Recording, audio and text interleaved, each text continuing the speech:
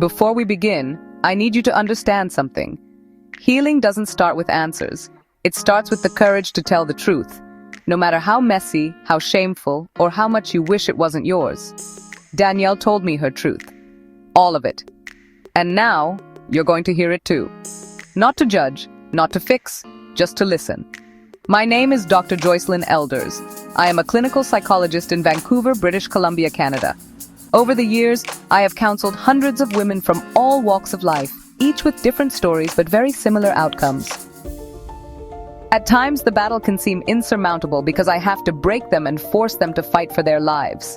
Sometimes they love me, sometimes they hate me, and sometimes I encounter those who cause me to question any and everything I know about life, about fairness, about true resilience, and the ability to fight.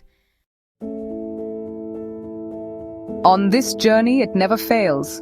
I learn as much from them as they learn from me. We inevitably grow together.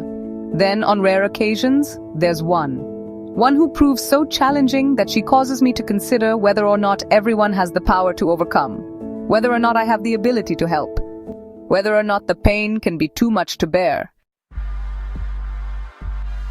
It is during these times that I have to reevaluate everything I've ever known. Where do we start? How do we start? Where do we go from here?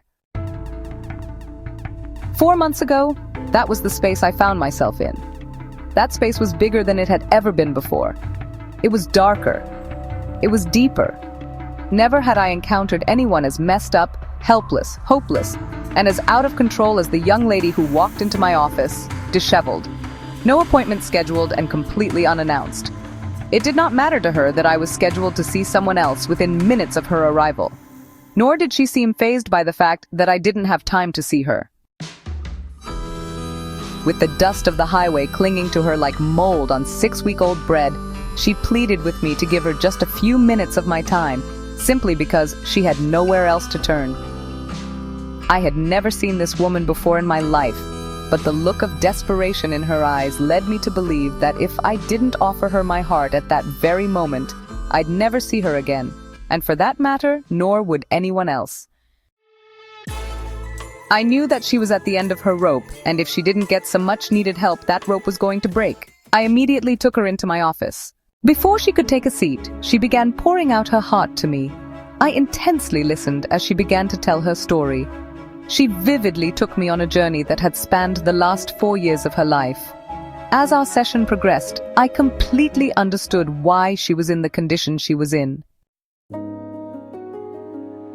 The beginning of her story unfolds like a playful fairy tale. Innocence, intrigue, and seduction. A combination of ingredients that paved the path of the typical 21-year-old living a life filled with excitement and expectation.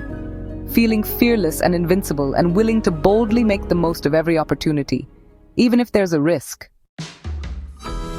Prior to that tidal wave of chaos and destruction, she was a very attractive, successful, well-educated young lady. Now she's lost and alone in the world, and at this very moment, questioning whether she could even trust and believe in herself. At the age of 28, is visibly a former shell of herself, barely clinging to reality and often forced to find the normalcy of life in others. At this time in her life, all she hopes for is to simply rebuild the shattered pieces and to find a bit of peace and happiness again. It's been 14 months since we took a leap into uncharted waters, and her heart is finding its way to healing. She believes her biggest breakthrough will emerge when she sheds the veil of secrecy to share her story. She is on a mission to awaken those who are numb or naive to the dangers of affairs and to reach women, young and old, and all those in between. Ladies, hear her clearly and take her message to heart. That affair may look like passion, escape, or validation, but it's wrapped in deception, destruction, and deep regret. The damage isn't just to you, it ripples through generations. Do not play with fire just because it makes you feel warm. Some flames were never meant to comfort you. They were meant to consume you.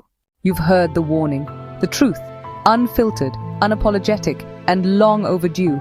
This was your official introduction. But trust me, this is only the beginning. The journey ahead holds transparency, pain, and the kind of healing most are too afraid to face. So I invite you, no, I urge you to listen to every word. Let her story challenge you, convict you, and change you. Subscribe for chapter-by-chapter revelations, real healing, and what no one tells you about spiritual abuse. New episodes loading each Monday and Thursday.